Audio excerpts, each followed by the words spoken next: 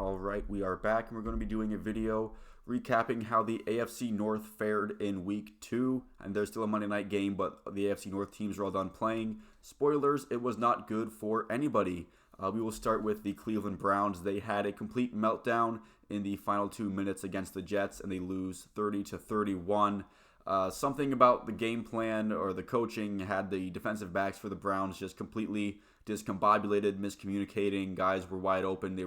Seemed like on every drive there would be at least one play where you had defensive backs yelling at one another after the play. Seemed to be not knowing what's going on. So hopefully, for the Browns' sake, Joe Woods gets something put together, because I don't think they're going to fire him before the game against Pittsburgh. So hopefully with the Browns and their issues, that they get something sorted out, because the offense against the Jets played pretty well. Hunt and Chubb are still an elite running back duo. Their offensive line, even not at completely full strength, has been dominant so far. And the receiving core has looked perhaps a little better than expected. Nothing game-breaking, but they look a little more competent than maybe expected coming in. But yeah, that defensive secondary has to improve. They have to actually know what they're doing. Maybe that's installing some less complicated, reads, maybe a more man defense. I think that's something that Browns fans have been begging Joe Woods to do his whole tenure now, is to just trust your defense in the final 2 minutes to actually lock on somebody, not put a bunch of zone reads there. But who knows? Anyway, they play the Pittsburgh Steelers on Thursday, so they're going to have to forget about that meltdown quick. And speaking of the Pittsburgh Steelers, they had a not-so-impressive performance against the New England Patriots, and they lose 14-17. As a Browns fan, I'm hoping Mitch Trubisky gets the start in Thursday, because he did not look great in this game against the Patriots for the Steelers.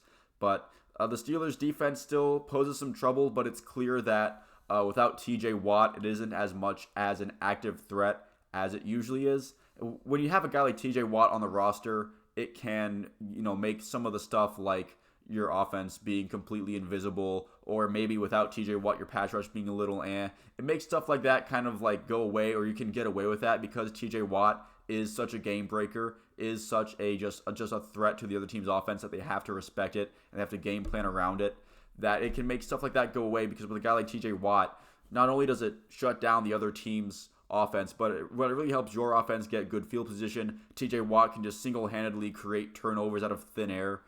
Stuff like that. So even though TJ Watt is going to be out for, it looks like, less than originally feared, because he doesn't need surgery, it's still missing him for a significant amount of time is a big deal. This could end up derailing the Steelers season, even if he does come back in the middle of the season. But the Steelers might have gotten off to a bad enough start that it doesn't really matter. But still, as a Browns fan, while I am hoping Mitch Trubisky does get the start, because I think he is not a great quarterback. The Browns just lost to Joe Flacco, so I don't know if Mitch Trubisky is. I don't think he's probably better than Joe Flacco, if I'm honest. So maybe it won't matter that much. And Matt Canada, as the offensive coordinator for the Steelers, against Joe Woods, coaching the defense for the Browns, is going to be like the matchup of the century.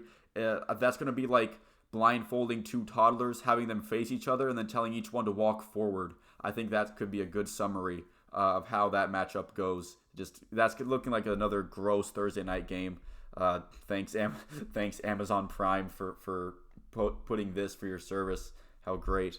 We move on to the Baltimore Ravens, having a very similar kind of loss to the Browns, except it wasn't over the course of 2 minutes. It was over the course of fourth quarter. They gave up 28 points in the fourth quarter to the Miami Dolphins and ended up losing 38-42.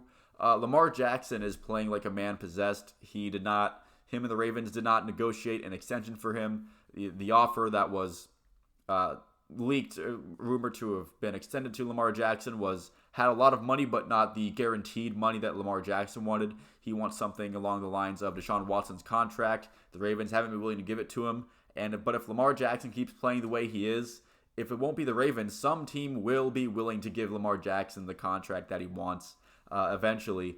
So I think the Ravens not extending him this summer, they probably lost themselves some money in the long term, because if they want to keep him around long term, they're going to have to shell out this deal, because it's not like Lamar Jackson, he's not looking like he's slowing down anytime soon. But for the negative side for the defense, Jalen Waddle and Tyreek Hill was absolutely destroyed the Ravens defense really the whole game, even though they didn't really pop up on the scoreboard a whole lot until the fourth quarter. It was really a whole game thing where Jalen Waddle, Tyreek Hill more in the latter part, but guy like Jalen Waddle again. I keep saying his name because he was just tremendous for the Dolphins and against the Ravens. And the Ravens seemed like they had that game locked down, especially after that Justin Tucker field goal. But they also allow a comeback in the fourth quarter. They probably feel very similar to the Browns, where they had an opportunity to win the game, go 2-0, and take control of the division in this week, and they just couldn't get it done. And moving on to the Bengals, who are now in the basement of the AFC North, just like we all predicted. After their kind of shocking loss to the Steelers, the Bengals looked like they had a really good bounce-back scenario against the Cowboys, especially with Dak Prescott out. The Cowboys seeming to be in a bad place, both on the field and in the locker room, and with Jerry Jones being upset about it. Seemed to be heading bad for the Cowboys, and it looked like the Bengals were ready to take advantage. However, another disaster start for the Cincinnati Bengals, leading to a 17-3 halftime deficit. They would manage to come back over the course of the second half, and they would end up tying it with a few minutes left in the fourth quarter. But Cooper Rush and the Cowboys led a game-winning drive for a last-second field goal win that just barely tucked inside the right upright there. I mean, it's the left upright from the camera angle, but it's actually the right upright for where the kicker is going, but whatever.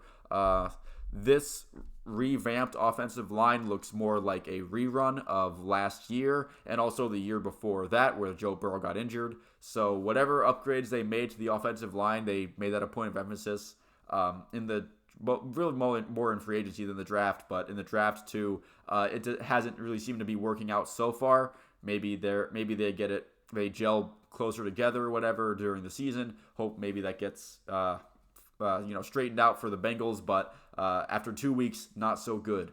So overall, after 2 weeks of play, the Steelers, Ravens, and Browns are deadlocked at 1-1, and the Bengals are in the basement at 0-2. So if the Browns beat the Steelers, then the Browns would hold the first place in the division with tied for the best record if the Ravens win plus that divisional win. If the Steelers win, then they take first place, which they already have because of the win over the Bengals. And if the Ravens win and the Steelers and Browns tie, then the Ravens would be there, and the Bengals are still going to be not first after no matter what they do this week. So overall, it's going to be there could have been a lot of narratives that could have popped out. Like if the Ravens finished that game off against the Dolphins, it's like, well, the Ravens were probably one of the favorites to win this division, so maybe they run with it now. If the Browns would have done what they should have done to beat the Jets, then maybe it's, hey, the Browns with Jacoby Brissett might be a little better than thought, but they didn't get it done.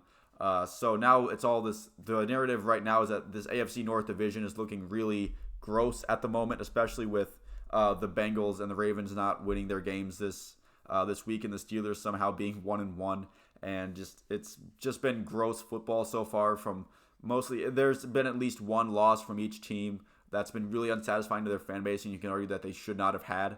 Over these first 2 weeks, the whole NFL has been crazy in general, but the AFC North in particular has had some strange results going on with it, and this Thursday night game looks to be a bit of a rough game to watch. Maybe not a lot of high event stuff going on. Although if the Browns defense shows up like it did last week, then maybe the Steelers all of a sudden becomes some kind of like great offense that puts up 40 points or something. Either way, it's going to be interesting the next week to see what these teams do. So thank you all for watching. If you made it this far, please feel free to leave a like and a subscribe. If you enjoyed the video and you would like to see more like it, let me know what you thought of the AFC North games down in the comments below. Thank you all again for watching, and I will see you at the next one.